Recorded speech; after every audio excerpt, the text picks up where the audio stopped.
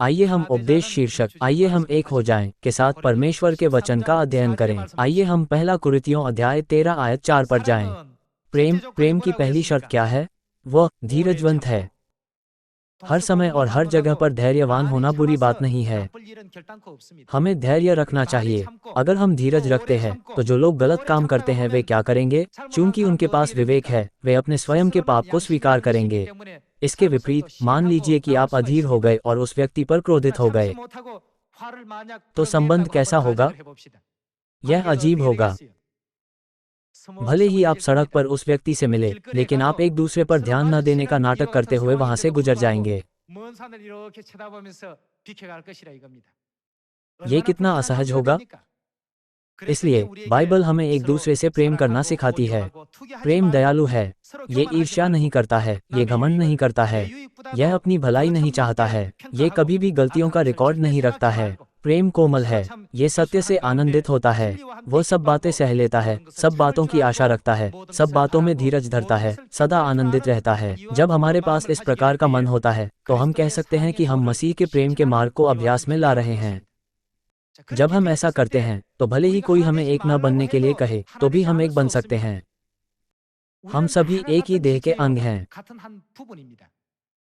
इसलिए यदि कुछ अच्छा देने के लिए है तो आइए हम एक दूसरे को अच्छी वस्तुएं दें, और यदि कुछ ऐसा है जिसमें हमें अगुवाई करने की आवश्यकता है तो आइए हम ऐसा ही करें। ऐसा करते हुए आइए हम अधिक शक्तिशाली रूप से सुसमाचार के मार्ग पर चलें। तब मुझे विश्वास है कि हम एक मन होंगे और सब कुछ पूरा करेंगे।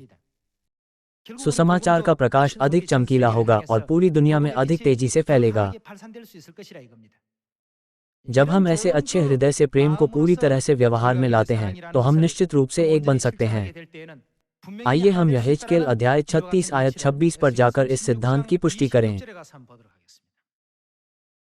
तुम्हारी देह में से पत्थर का हृदय निकालकर परमेश्वर हमें दया और प्रेम से भरा हृदय देंगे।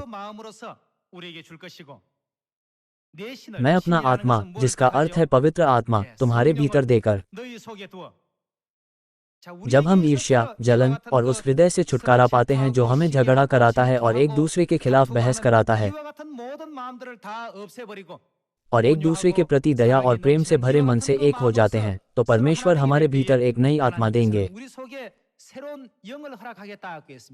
परमेश्वर ने स्पष्ट रूप से कहा, मैं अपना आत्मा तुम्हारे भीतर दूंगा। इस शिक्षा के माध्यम से हम अधिक एकजुट हो सकते हैं और एकता का जीवन जी सकते हैं।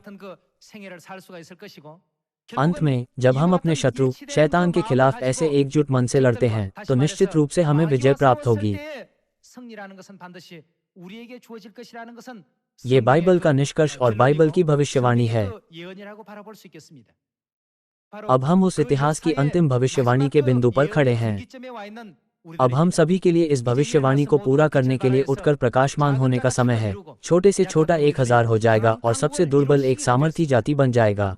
ये लिखा गया है कि जो काम प्रेम के बिना किए जाते हैं वे क्षणिक होते हैं, और एक थनथनाते हुए पीतल और झंझनाती हुई झांझ से ज्यादा कुछ नहीं है। इस प्रकार आइए हम हमारे भीतर प्रचुर प्रेम रखें और प्रेम के द्वारा अपने सभी प्रेममय सदस्यों के साथ एक होने का सर्वोत्तम प्रयास करें।